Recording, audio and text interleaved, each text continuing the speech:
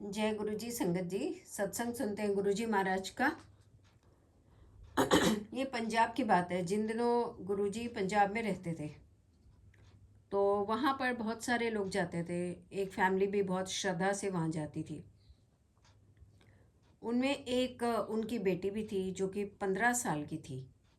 एक बार वो नहा रही थी वॉशरूम में, तो अचानक से उसके पेट में बहुत ज़्यादा दर्द हुआ। इतना दर्द हुआ कि वो बाथरूम में ही गिर गई और उसने मन ही मन गुरुजी को पुकारा, क्योंकि गुरुजी पे जाते थे तो पूरी श्रद्धा थी। अब जैसे इसने बहुत देर तक पुकारा, उसके बाद घर के लोगों को एहसास हुआ कि वो बहुत देर से बाथरूम में है और उन्होंने उसको जाके देखा। तो क्या हुआ कि उस बच्ची को डॉक्टर के पास लेके गए।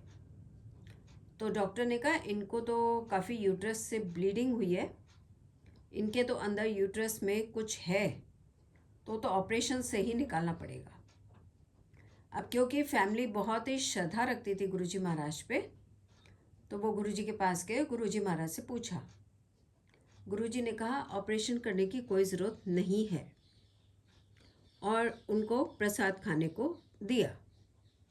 और उसके बाद जैसे कि पान के पत्ते गुरुजी रखते थे वैसा भी किया। उसके बाद गुरुजी ने कहा जाओ जाके टेस्ट करा लो।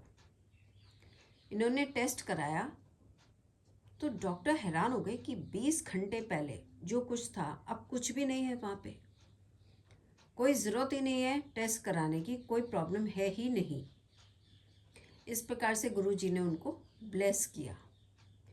गुरुजी सभी प्राणियों पे श्रद्धा रखते हैं। जैसे कि हमने मछली वाला सत्संग भी सुना हुआ है कि जिसमें मछली ने मुक्ति मांगी थी जलंधर दरबार में, और वो गुरुजी ने कहा कि अगर चरणों में आएगी तो मिलेगी, और वो वहाँ से एक्वेरियम से जंप करके गुरुजी के चरणों में चली गई और वहाँ जाकर मुक्त हो गई।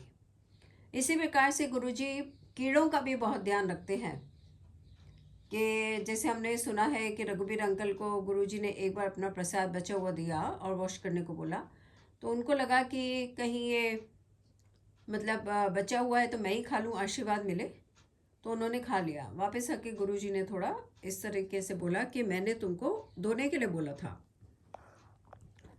तो इसलिए गुरुजी ने बताया कि कुछ कीड़े नाली में बैठ के मुझे बहुत प्रार्थना कर रहे थे कि मुक्ति दे दो, हम कहाँ थे और आज किस हाल में हैं। उनको मोक्ष देने की खातिर मैंने ये प्रसाद दिया था कि उनको मिले और वो मुक्त हों। कहने का मतलब ये है कि गुरुजी को सारे ही प्राणियों की चिंता है। हम चिंता करते हैं, वो आता है ना एक नानक चिंता मत करो। चिंता किस लिए? उसमें आता है ना कि जो जल में जीव हैं उन तक की चिंता करते हैं भगवान।